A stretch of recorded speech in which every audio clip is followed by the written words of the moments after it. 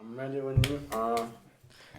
Welcome back to another episode of that Josh and Bailey show. Today, it's going to be a little bit different. We're going to give Josh a little bit of a break from talking. He's feeling a little I down. have a little bit of a cold, so.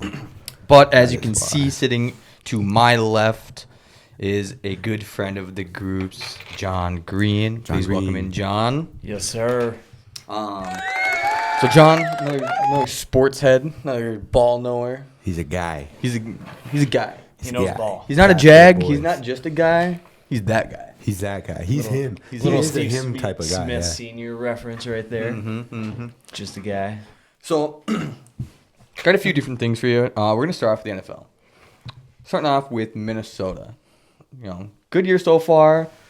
Seems to have taken maybe a little bit of a step back. Are they real? Or are they fraudulent? We're 5-2 right now, coming off 2 bad losses. I wouldn't say they're terrible. I mean, Detroit was a 2-point game. I think the fourth quarter play calling could have gone a different direction. That game's easily won, although we had a gift given to us with that Peanut Tillman peanut punch out, scoop and score. But that got us back into the game, but our offense just couldn't repay the favor by getting the first down and milking some clock. Defense can't stand up to that forever. Yep. Then we play the Rams. Honestly, don't know what happened there. Everybody's talking about the face mask and all this stuff. Yeah, it sucked, but Playing from behind. Yep. They lost that game in so many different ways. The game, It's- they didn't score those 8 points off of that. They scored 2, whatever have you. It's 2 points. It is. You lost the game. Yep. Are we real? I hope so. I think so. This week's going to be a big week. We got the Colts. Yep. 7:20 Sunday Night Football tomorrow. They got flexed into it, too. So this is going to be a big game. People want it. Sam Darnold, honestly, is he going to go back to his old way? I think beginning of the season he looked great, MVP caliber for sure. Last 3 games, it's been just there. He's Just been there. there. He's doing enough to get us wins, keep us in there. Yep. But is he taking us over that next hoop? We don't know. He's had great throws, don't get me wrong. That guy can sling that ball. He's dropped dimes against, that Green Bay team. Johnny Dimes. Something about 28-0 at halftime or almost something like that. I don't know. Man. 29-3 in the second half, though. Let's chill out on that. Score wins, but nonetheless. All right. Give me your 3 contenders through 8 weeks. Detroit's up there. They're a great team. I mean, they beat us. What are they sitting at for a record? 1 loss, 2 loss? 2. 2. So they're up there. They're in the lead in the NFC North. No, Or they're tied. They're Yeah, tied. they have one. Yeah. They're definitely a contender. AFC, obviously we have the Chiefs still undefeated. However, there's 2 sides to that coin. You got Pat Mahomes, who's playing awful because he's on my fantasy football team. So Chiefs fans listen to that, and it's my fault. He's on my team. That's why he's not doing anything great. But at the same time, your quarterback, who's MVP, 3-time Super Bowl winner,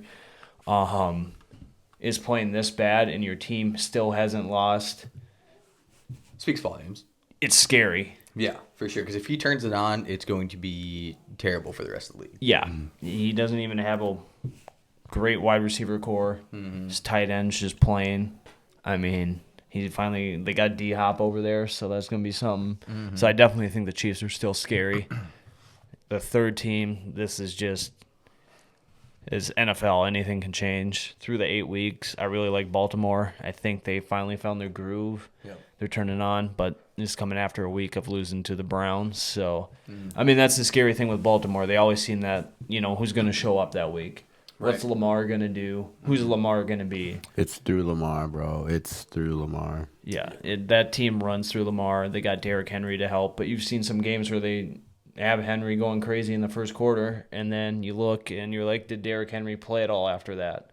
Like, what's going on? But I definitely think Baltimore, Kansas City, Detroit, at least one of those teams, if not 2, are going to be in the Super Bowl. Okay. So, you're a Bengals fan, right? Along with the Vikings. Always got a soft spot for them. What are your thoughts on this year's Bengals team? This team is in abundance of what the hell are we doing? Yes. So we always kind of see, and you hear it a lot, like on social media, that like weeks 1 through 4, Joe Burrow is the worst quarterback to play. And then as soon as week 4 is done, he turns into almost the greatest that you've ever seen. Mm-hmm. What do they need to do to get into kind of a playoff mode to be able to compete? It's coaching. Okay. Zach Taylor's still the coach out there. Yeah. Yeah. What are we doing? They got to the Super Bowl. They should have won the Super Bowl. Mm-hmm. That ended horrifically. And then since then, it's just been another team. They've gone back to the Cincinnati Bungles. Mm-hmm. They have Jamar Chase. They have Joe Burrow. They have this elite talent. They've had running backs. I mean, in all honesty, a running back that's elite isn't going to change their whole team. Their defense is – they got Trey Hendrickson. He's great. But it just seems like a mix of what is their safety and cornerbacks doing. The same thing that lost them that championship Super Bowl ring. Mm-hmm. That is still the same question mark. What are they doing back there? You also look at it, play calling. They could have beat the Chiefs in that one game. Yeah, you have a terrible pass interference call in 4th and 800 yards. But nonetheless, that's football, and it can change by that. So I think Joe Burrow is, we're already seeing he's number 1 pick, deserves the number 1 to be the number 1 pick in that draft. He is a franchise quarterback. There is no question mark around that. He's elite. He's still slinging the ball. He's still playing out of his mind. But you can only carry a team so far unless you're one of the greatest of all time. Yeah. But I think that defense needs help. Play calling needs to change. Something needs to happen out there. So, trade deadline is coming up. What is it, Tuesday? 9th, Okay. So Are the next Bengals Saturday. going to be buyers or sellers at the deadline? I don't really know what they got going on for contracts out there, really. I know Jamar didn't get his contract yet, did he? I don't know if I don't think he did. I don't think he did. He's Outside- done talking about it for the year, though. Yeah, he's done talking about it for the year. Reason I ask, so there are some question marks around T. Higgins before the season. They're not in a great spot in terms of record. They still have a chance to climb back up out of it. Bengals are always, they're a good team. Like you're talking about, like they are a good team. Some things definitely need to change.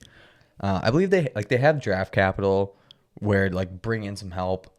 But do you see them trading away somebody like T. Higgins or a Trey Hendrickson? Or do you think that they're going to keep those core pieces and just try and bring in some more to help out? You've seen what the recipe's done so far, and it's put them into a bad place. You have the Ravens sitting on top.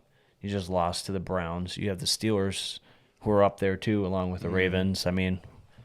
2-loss team right now, 6-2. Yeah. I believe Pittsburgh is with a fiasco of quarterbacks.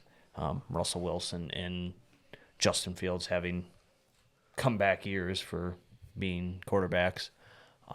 Bengals definitely.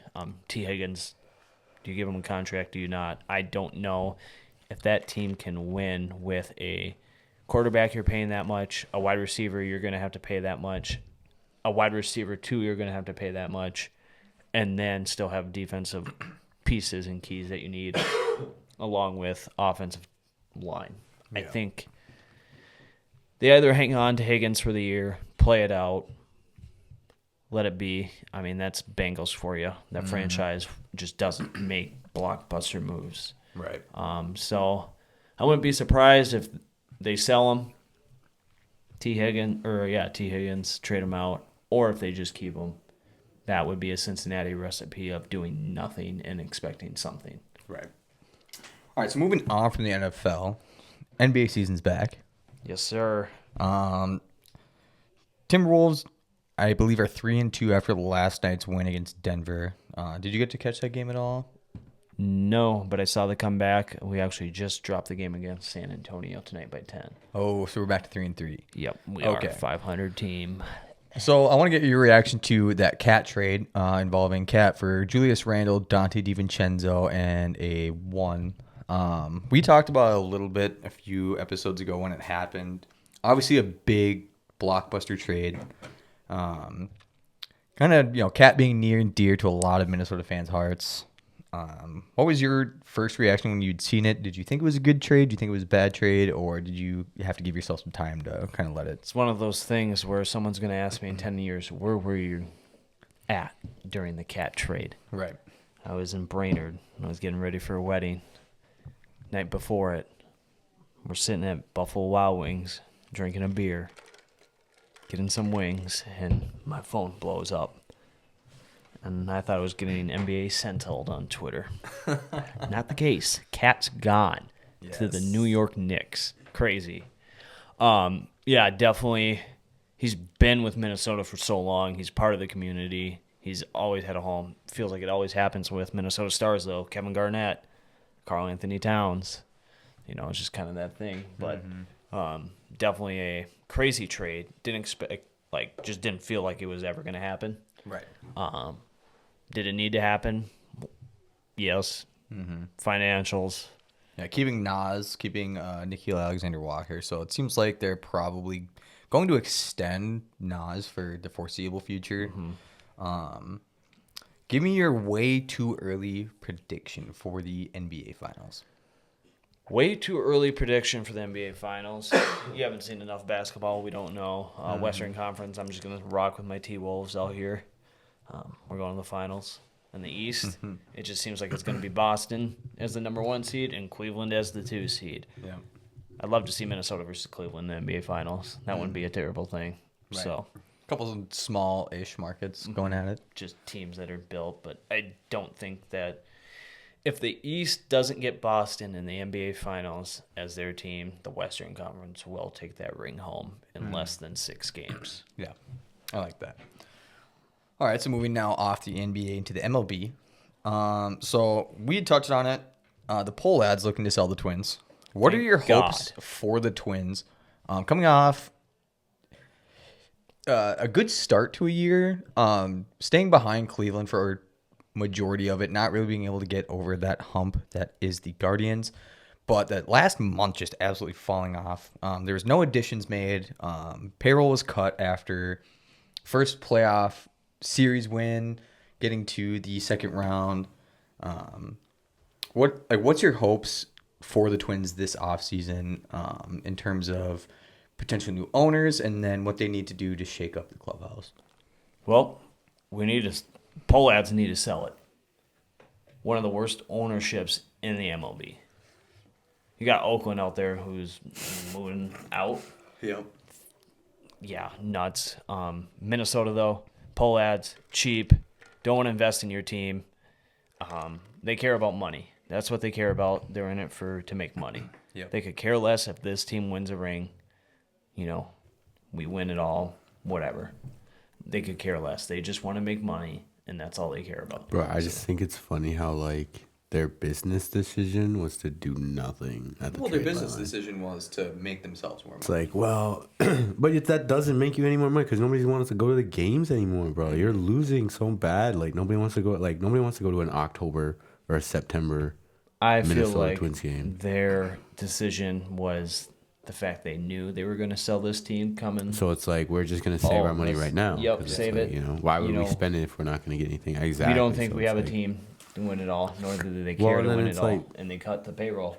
Look at what the Dodgers just did. I saw a thing on if it was homegrown or not, and I think they had 8 guys that they drafted and brought through the farm system on that whole team. Yeah.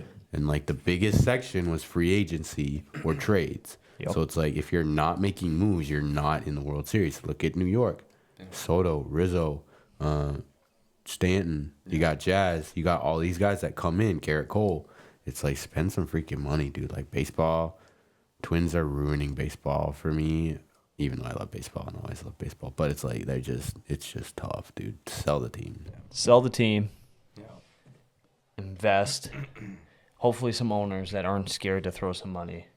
That's our biggest issue. So speaking about spending money, who would you like to see the Twins acquire? I know this year pitching kind of seemed to be an issue again, but also when you have star players, your main 3 star players that can't seem to stay healthy, can't play a full year. who would you like to see them acquire? And then do you see the Twins getting rid of one of their top 3 players? I don't really see us moving our top players. I mean, our number one player, everybody knows this, is Royce Lewis. The dude's an animal. Started the season off in an 0-2 count and hits a home run, then hits a double, injures himself. Biggest Minnesota thing right there. Hopefully Royce Lewis can stay healthy this next season. He's MVP caliber when he's healthy and playing. I think another question mark is our managerial stuff with Rocco. Can he maintain a team like that and get them good looks? We subbing out players? Are we moving them around too much? What's going on? Free agency wise, I don't have any big players that come to mind. I'd like to see the Twins make some splashes, but I trust their decision making if they get new owners and trying to figure it out and kind of doing a reset. But you also have Royce Lewis there. You got to build around him.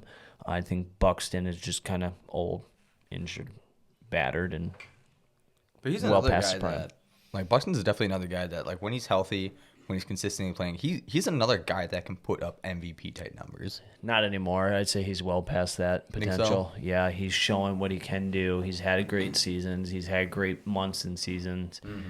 But the health factor, even when he's healthy enough to play, still lingers. He's playing at like 75%. Yeah, he's never going to be 100% himself when he was younger, when he was going crazy. He had those chances, but as far as now, you can write that off and throw that away. MVP is not in his foreseeable future ever. So, he'd mentioned the Dodgers. What are your reactions to this year's World Series? I could have watched anything else but the World Series, and I think I would have more entertainment except for that last game. Being a Twins fan, when I was a kid, I always cheered for the Red Sox because they had David Ortiz, Manny Ramirez, Jason Varitek, Kevin Youkilis, all this stuff, right? Couldn't stand the Yankees. Couldn't stand the Yankees, and they beat the Twins. Yeah. That stuff. I hate the Yankees, despise them. Then you have Dodgers out here. It feels like it's like the most bland base teams you can get. New York Yankees versus Dodgers. I did not care what happened, who won. Oh, they won the game. Big whoop. I like seeing the Yankees being up 5-0 and choking the lead away and being awful. But then I wish someone else was on the other end that I actually enjoyed. Right. Yeah, that World Series was. I had my prediction wrong because I had the Yankees in 5 or 6, and they just, just terrible. That sucked. Bad. See, I like the Yankees, so it's like that sucked. Yeah. That The hurt dude my- that was in the stands ripping the ball to Mookie Betts' hands showed more effort than the Yankees did in Dude, their final game. If Garrett Cole runs to first base, they win that game. Oh, yeah. Judge doesn't drop He the got ball. himself out of the jam with no out, with no runs. If he runs to first base, he gets out of the inning perfect. And it's just... And then he kept him in for... Yeah, Booney kept him in for the next 2 into the 7th. And it's like, dude... Speaking of baseball, have you guys watched the Netflix new series about the Red Sox? I turned it on today. I didn't finish it, though. That is Is it damn good? Is good. it I hard? have not finished. I finished the first episode and started watching a bit of the second. Nah. It's amazing. I love listening to these guys. Yup. David Ortiz. I've never really heard an interview of him. I've heard him on The TV sports, and TV stuff online, what have you. But I did not expect him to sound like that and some of Really? these guys. Yeah, I know where he's from, but just the way he talks and the stuff he says, it's just funny, or what he looks like. It's really cool to see these guys and what their story was and what they were doing after they won the game and them clinching and whatnot and then going out and celebrating. All the And you just gotta beat the craziness. Yankees to get you there. would never think you'd be downtown, see the Twins win a playoff game or series or get in the playoffs, and then you walk across the Cowboy Jacks and all the Twins are there. That would be nuts to see. But yeah, they talk about that, just the craziness. That would be awesome, bro. If the Vikings won the Super Bowl, and then if the dude. Twins won the Twins won the World Series at home, and then you go out and see Royce Lewis just chilling, or you see Ant Edwards and all dude, them oh my just God. across the street, Bro, that would Ant's be gonna have awesome. an MVP season this year, of course. that Will would he be win it? I hope awesome. so. Yeah. I'm more worried about the finals. All right. So now getting off of the MLB. So, as I mentioned before, I am a collector of sports cards. I've always collected since I was a kid. got more into the actual hobby of it in the last couple of years. John, you are a big part of sports card community. You've been collecting forever. You do a lot. You buy, you sell. We've done card shows together. Yes, sir. So I want to talk a little bit about some sports cards. So my first question for you, I'll kind of start this off. I watch a lot of videos of people talking about sports cards, ripping sports cards, that kind of thing. A big label that is being put out there for this era of sports cards is the new junk wax era. Now, what we mean by that is the junk wax era was from the mid 80s to the 2010s. I would say a little bit earlier, 2000s. 2000s? It was just really mass overproduced. Yep. You'd see the same card over and over again. There wasn't hits or inserts. Yeah. And if there was, it was mass produced. So you see this card everywhere. Your dad's looking at the 03 rookie of so-and-so, and it's like there's a million of those, So are we in a new junk wax era? I mean, are we? Maybe. I definitely think this year has definitely gone nuts. I've been in the hobby, been in and out of the hobby, pause. I don't buy boxes really. I just buy retail every once in a while, and that's about it. Hobby boxes are insane, so I just buy singles. Super collector Tyler Boyd, so I get my fun and stuff through eBay and seeing different things and moving it, renting it as I call it, buying it, selling it later, whatever. There's a lot of fun of ripping boxes from Target and Walmart and whatnot as a kid has vanished. Yeah. Buying $20 boxes, a thing of the past, which is insane. COVID boom, hit that up.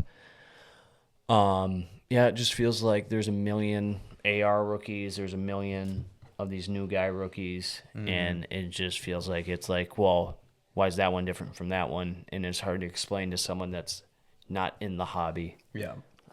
Speaking to outsiders. So I definitely say that there is some junk wax out there. Yeah. Is it going to hold value? I don't know. I think everything has its highs and its lows, and I definitely think we're in the high of sports collecting right now. So sell what you can if you get something valuable. Yeah, people are overpaying, going nuts. Look at Luka's rookies during COVID, insane, and now it's dropped down, even though he's one of the greatest players in the league right now. Yeah. So what are you like right now, whether it be like if you're buying boxes or going after your own personal collection, who or what are you buying right now? Man, right now in the off-season of NBA off-season, I should say, Ant rookies, is looking for anything. Biggest thing is during off-season, cards go down for that respective sport. During the season, depending on how your player's doing, it'll go up. So I was buying a lot of Ant rookies, just trying to get that up before the season. Now MLB's off season started, so definitely looking at Royce Lewis. Or if you're a Twins fan, our off season started early.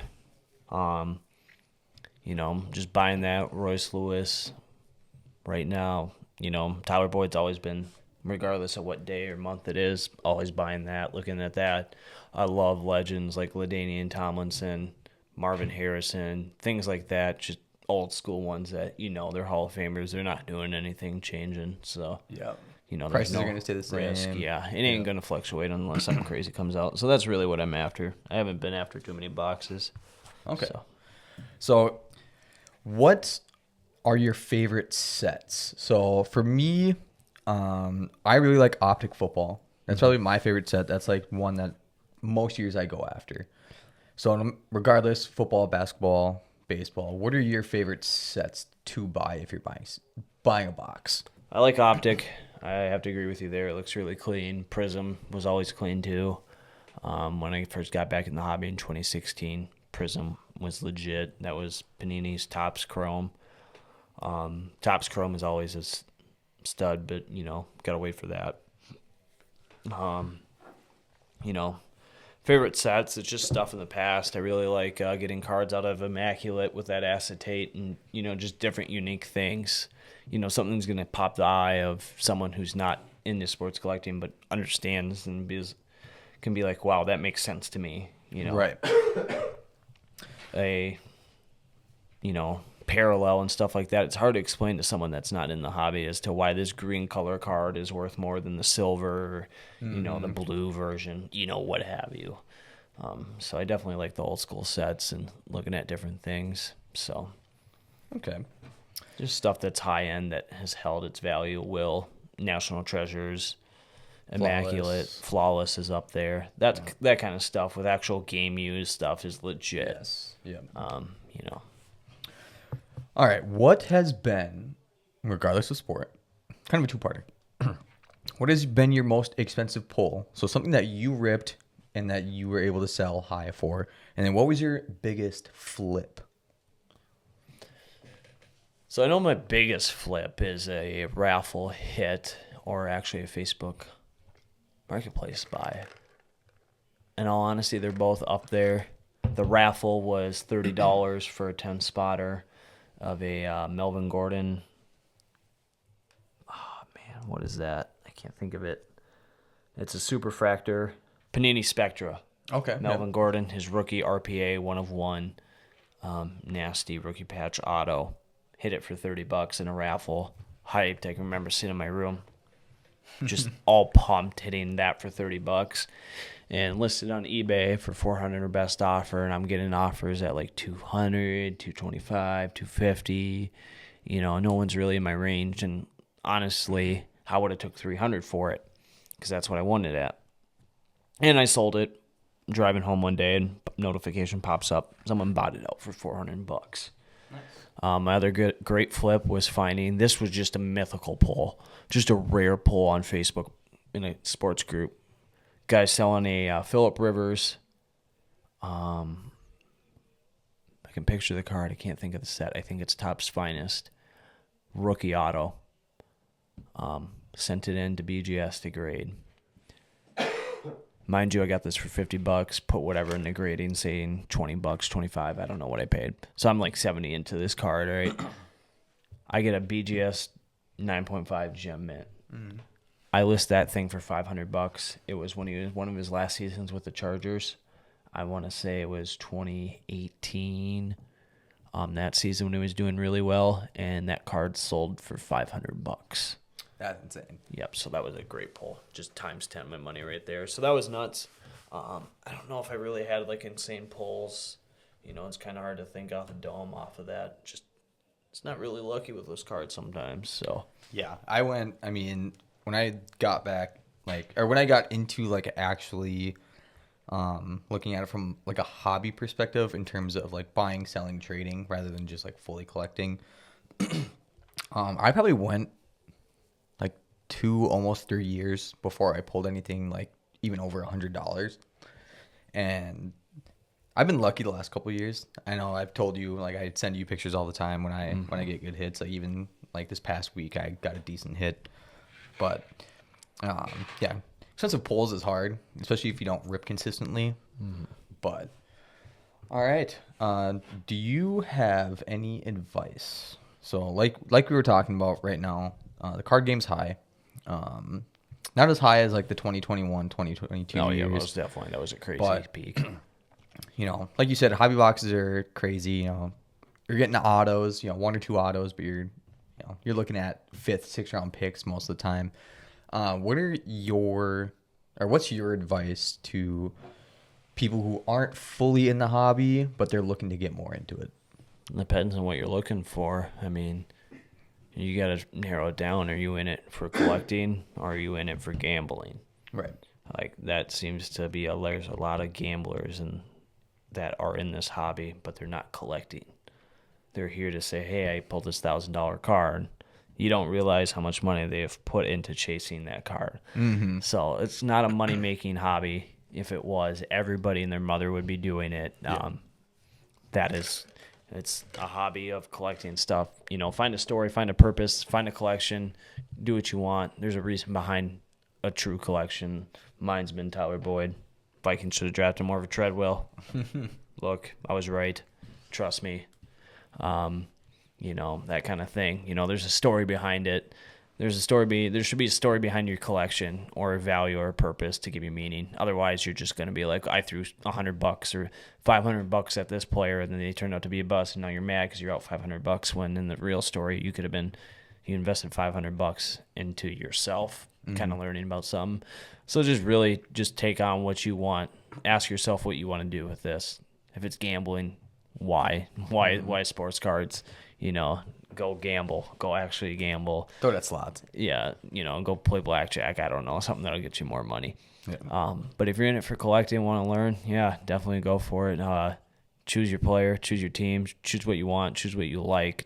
Doesn't matter what the hobby likes or what other people like, as long as you're in it for collecting yourself. So, do what you want. Don't worry about what's hot, what's not. If you find joy in collecting a whole base card set, go for it. Whatever you want it to be. If you like a certain insert in a set, go for it. Collect all of that. It has a purpose. The purpose can't be bought. The other cards can. Yeah. So there's always going to be someone out there with more money that can outbid you and outdo you on certain cards or certain boxes. So this whole money thing behind the hobby is getting insane, and it's been driving a lot of people out of the hobby. It's more of a money-moving dynamic kind of thing. So biggest advice is buy singles on eBay if you want to look for cards. If you don't truly care, if you care about money and want to go budget friendly and just want to buy a card, rent it. Buy it on eBay, have it for a while, sell it after X amount of time. You had the card, you got to enjoy it, do with it what you want. But don't be afraid to move cards. There's a million of them. Well, John, thank you so much for coming to be on the show today. We very much appreciate it. Do you got anything else before we sign off here? Oh, no, we got great news this week, Josh. What? You What will are we no doing? longer be seen on my Snapchat story of me in a Batman mask. Thug, he's out. Yeah. No Thug more is me free and free. Thug. Thug is free. 15 Thug years is of probation free. with some conditions. But that's been- what we like. Thug 2 is home. Thug 2 is home. years and like 6 months, something crazy like that. Chains are off, baby. My lawyer, Brian Steele, was crazy. Came through clutch. What a crazy trial. I mean, the third judge, and they finally got it figured Bro, out. that Gunna Thug collab. Well, they talked about it during the trial. That Brian Thugg Steele at Gunna's said gonna he wants. collab, bro. They want to work because he's only allowed to like communicate with Gunna and his Young Thug's brother from Yeah. the trial, because Yeah. everybody else he's barred from contact for the reasons of the whole Yeah. trial. So it'll be interesting. Dog. 15 years. He's barred from Atlanta for 10. Yeah. So you Dude, can't imagine be- being that hardcore that you're like, yeah, you can't go to Atlanta. Can't go Like, to the you Met- can't- go Dude, to the Drake Metro. can't use him anymore. He's not from Atlanta. Oh my gosh. Yeah. BBL jersey can't get any more Atlanta take, bro. Hey. It's gonna be nuts, but we'll Thug. see. Hopefully, he stays clean for the 15 years, and we'll be fine, and we'll be enjoying new Thug music. Dude. So. Yes, sir. I saw that. I saw you put it on your story. I was like, yeah, that's my boy. Oh My yeah, I boy was going. knows. We celebrating. Yep. All right. Well, thank you again. Appreciate sir. you. All right, that's all I got, bro. Peace.